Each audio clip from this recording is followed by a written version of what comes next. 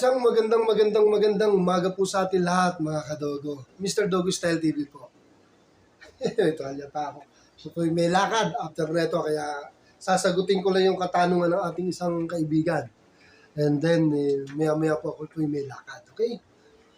May sasagutin po tayong katanungan galing kay Sir Adam Balisto ng Las Piñas, Pulang Lupa, Las Piñas.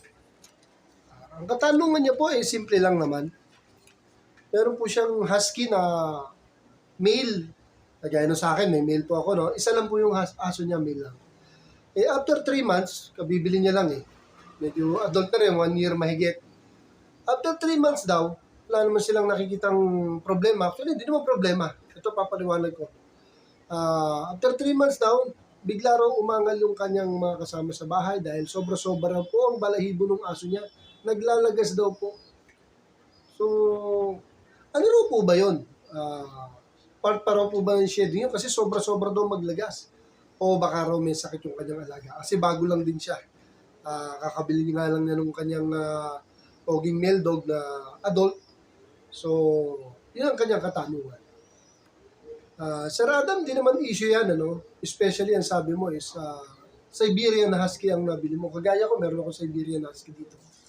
Ito nagseshed din pero hindi pa siya heavy shedding. Yung katanungan mo kung normal po yan kasi sobra daw maglagas. Pero hindi naman talaga nakalbo di ba? Naglagas lang. Kasi pinakita sa akin yung picture, naglagas nga naman. Pag sinusuklayan niya, naglalagas ng sobra. Hindi po yan issue sa isang Siberian. Ang Siberian Husky po kasi 2 beses nga yan mag-shed. Yung na-experience mo, Sir Adam, ang tawag po dyan ay heavy shedding. Ito po yung stage talagang nagseshed siya ng todo-todo, lalo na tag-init. Nagpapalit na siya ng double coat niya. Ngayon, dahil sabi mo na bakit sobra-sobra at pag sinusuklay, ang daming natatanggal. Ako po pag nag-heavy shedding po ang mga alaga ko, hindi po ako more on suklay kasi talagang mauubos talaga yung balahibo. Sinusuklay natin kasi vulnerable yung konting galaw lang natatanggal. Pero maganda rin yung kung gusto niyo matanggal kaagad yung mga balahibo. Kaya lang para sa akin kasi maganda yung natural lang. Tapos, kunti lang ang pagsuklay. Huwag yun talagang hanggat may natatanggal, suklay na suklay. May matatanggal talaga ba sinusuklayan nyo. Kasi nasa heavy shedding siya yung stage niya is nasa heavy shedding. Yung pong katanungan ninyo kung normal lang po yan, lalo na sa isang husky. Sobrang mag-shed ang husky dahil sila ay may double coat. Iba po mag-shed ang husky. Kaya Sir Adam, normal lang yan sa isang husky, lalo na milya na tag-init. Excessive shedding po ang tawag yan. Meron kasing mga regular shedding lang, yung daily shedding.